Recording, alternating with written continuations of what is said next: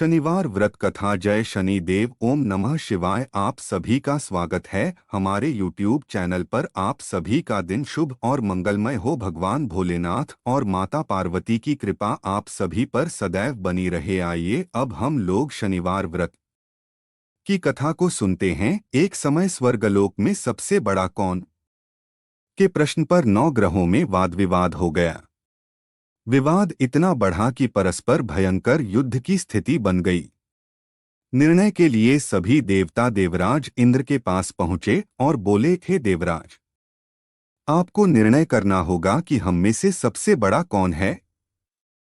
देवताओं का प्रश्न सुनकर देवराज इंद्र उलझन में पड़ गए। इंद्र बोले, मैं इस प्रश्न का उत्तर देने में असमर्थ हूं। हम सभी पृथ्वीलोक में उज्जैनी नगरी में राजा विक्रमादित्य के पास चलते हैं। देवराज इंद्र सहित सभी ग्रह देवता उज्जैनी नगरी पहुंचे। महल में पहुंचकर जब देवताओं ने उनसे अपना प्रश्न पूछा तो राजा विक्रमादित्य भी कुछ देर के लिए परेशान हो उठे, क्योंकि सभी देवता अपनी अपनी शक्तियों के कारण महान थे। किसी को भी छोटा या बड़ा कह देने से उनके क्रोध के प्रकोप से भयंकर हानि पहुंच सकती थी। अचानक राजा विक्रमादित्य को एक उपाय सूझा और उन्होंने विभिन्न धातुओं स्वर्ण, रजत, चांदी, कांसा, ताम्र, तांबा, सीसा, रांगा, जस्ता, अभ्रक व लोहे के 9 आसन बनवाए। धातुओं के गुणों के अनुसार सभी आसनों को एक दूसरे के पीछे रखवाकर उन्होंने देवताओं को अपने अपने सिंहासन पर बैठने को कहा। देवताओं के बैठने के बाद राजा विक्रमादित्य ने कहा, आपका निर्णय तो स्वयं हो गया। जो सबसे पहले सिंहासन पर विराजमान है वही सबसे बड़ा है। राजा विक्रमादित्य के निर्णय को सुनकर शनि देवता ने सबसे पीछे आसन पर बैठने के कारण अपने को डोट छोटा जानकर क्रोधित होकर कहा, राजा विक्रमादित्य, तुमने मुझे सबसे पीछे बैठाकर मेरा अपमान किया है। तुम मेरी शक्तियों से परिचित नहीं हो। मैं तुम्हारा सर्वनाश कर दूंगा। शनि ने कहा, सूर्य एक राशि पर 1 महीने, चंद्रमा 2.25 दिन, मंगल 1.5 महीने, बुध और शुक्र 1 महीने, बृहस्पति 13 महीने रहते हैं, लेकिन मैं किसी राशि पर 7.5 वर्ष 7.5 तक रहता हूँ। बड़े बड़े देवताओं को मैंने अपने प्रकोप से पीड़ित किया है। राम को 7.5 के कारण ही वन में जाकर रहना पड़ा और रावण को 7.5 के कारण ही युद्ध में मृत्यु का शिकार बनना पड़ा।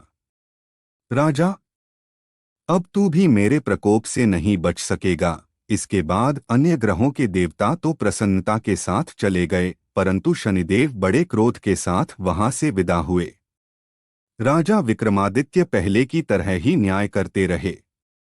उनके राज्य में सभी स्त्री पुरुष बहुत आनंद से जीवनयापन कर रहे थे। कुछ दिन ऐसे ही बीत गए। उधर शनि देवता अपने अपमान को भूले नहीं थे। विक्रमादित्य से बदला लेने के लिए एक दिन शनिदेव ने घोड़े के व्यापारी का रूप धारण किया और बहुत से घोड़ों के साथ उज्जैनी नगरी पहुंचे। राजा विक्रमादित्य ने राज्य में किसी घोड़े के व्यापारी के आने का समाचार सुना तो अपने अश्वपाल को कुछ घोड़े खरीदने के लिए भेजा। घोड़े बहुत कीमती थे। अश्वपाल ने जब वापस लौटकर इस संबंध में बताया तो राजा विक्रमादित्य ने स्वयं आकर एक सुंदर व शक्तिशाली घोड़े को पसंद किया। घोड़े की चाल देखने के लिए राजा उस घोड़े पर सवार हुए तो वह घोड़ा बिजली की गति से दौड़ पड़ा। तेजी से दौड़ता घोड़ा राजा को दूर एक जंगल में ले गया और फिर राजा को वहां गिराकर जंगल में कहीं गायब हो गया। राजा अपने नगर को लौटने के लिए जंगल में भटकने लगा, लेकिन उन्हें लौटने का कोई रास्ता नहीं मिला। राजा को भूख प्यास लगाई। बहुत घूमने पर उसे एक चरवाहा मिला। राजा ने उससे पानी मांगा। पानी पीकर राजा ने उस चरवाहे को अपनी अंगूठी दे दी। फिर उससे रास्ता पूछकर वह जंगल से निकलकर पास के नगर में पहुंचा। राजा ने एक सेठ की दुकान पर बैठकर कुछ देर आराम किया। उस सेठ ने राजा से बातचीत की तो राजा ने उसे बताया कि मैं उज्जैनी नगरी से आया हूं। राजा के कुछ देर दुकान पर बैठने से सेठ जी की बहुत बिक्री हुई। सेठ ने राजा को बहुत भाग्यवान समझा और खुश होकर उसे अपने घर भोजन के लिए ले गया। सेठ के घर में सोने का एक हार खूंटी पर लटका हुआ था। राजा को उस कमरे में छोड़कर सेठ कुछ देर के लिए बाहर गया। तभी एक आश्चर्यजनक घटना घटी। राजा के देखते देखते सोने के उस हार को खूंटी निगल गई।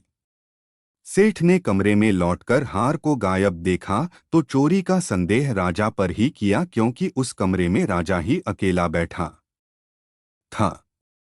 सेठ ने अपने नौकरों से कहा कि इस परदेसी को रस्सियों से बांधकर नगर के राजा के पास ले चलो। राजा ने विक्रमादित्य से हार के बारे में पूछा तो उसने बताया कि उसके देखते ही देखते खूंटी ने हार को निगल लिया था। इस पर राजा ने क्रोधित होकर चोरी करने के अपराध में विक्रमादित्य के हाथ पांव काटने का आदेश दे दिया। राजा विक्रमादित्य के हाथ पांव काटकर उसे नगर की सड़क पर छोड़ दिया गया। कुछ दिन बाद एक तेली उसे उठाकर अपने घर ले गया और उसे अपने कोल्हू पर बैठा दिया।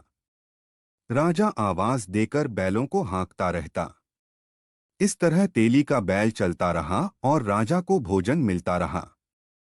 शनि के प्रकोप की 7.5 पूरी होने पर वर्षा ऋतु प्रारंभ हुई। राजा विक्रमादित्य एक रात मेघ मल्हार गा रहा था कि तभी नगर के राजा की लड़की राजकुमारी मोहिनी रथ पर सवार उस तेली के घर के पास से गुजरी।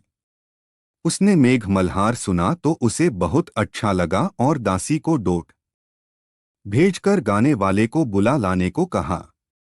दासी ने लौटकर राजकुमारी को अपंग राजा के बारे में सब कुछ बता दिया।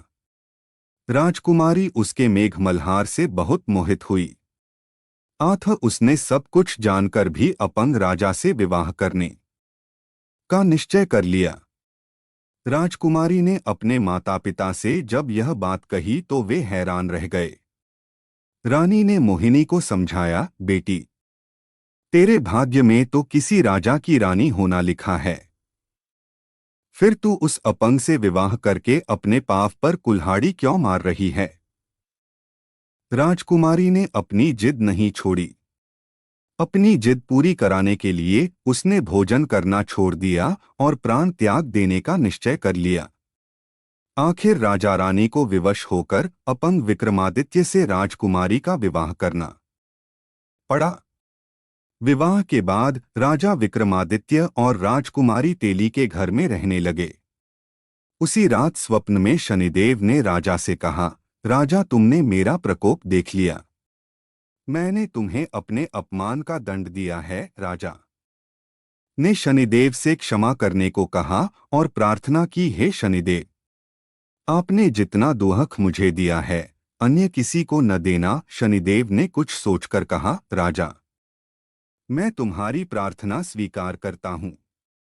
जो कोई स्त्री पुरुष मेरी पूजा करेगा, शनिवार को व्रत करके मेरी व्रत कथा सुनेगा, उस पर मेरी अनुकंपा बनी रहेगी।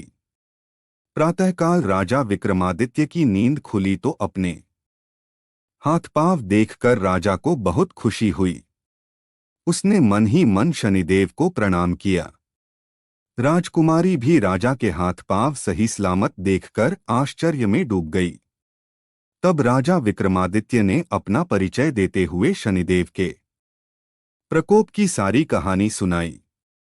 सेठ को जब इस बात का पता चला तो दौड़ता हुआ तेली के घर पहुंचा और राजा के चरणों में गिरकर क्षमा मांगने लगा। राजा ने उसे क्षमा कर दिया, क्योंकि यह सब तो शनिदेव के प्रकोप के कारण हुआ था। सेठ राजा को अपने घर ले गया और उसे भोजन कराया। भोजन करते समय वहां एक आश्चर्यजनक घटना घटी। सबके देखते देखते उस खूंटी ने हार उगल दिया। सेठ जी ने अपनी बेटी का विवाह भी राजा के साथ कर दिया और बहुत से स्वर्ण आभूषण, धन आदि देकर राजा को विदा किया। राजा विक्रमादित्य राजकुमारी मोहिनी और सेठ की बेटी के साथ उज्जैनी पहुंचे तो नगरवासियों ने हर्ष से उनका स्वागत किया। अगले दिन राजा विक्रमादित्य ने पूरे राज्य में घोषणा कराई कि शनिदेव सब देवों में सर्वश्रेष्ठ हैं। प्रत्येक स्त्री पुरुष शनिवार को उनका व्रत करें और व्रत कथा अवश्य सुनें। राजा विक्रमादित्य की घोषणा से शनिदेव बहुत प्रसन्न हुए। शनिवार का व्रत करने और व्रत कथा सुनने के कारण सभी लोगों की मनोकामनाएं शनिदेव की अनुकंपा से पूरी होने लगीं। सभी लोग आनंदपूर्वक रहने लगे। आज हमारे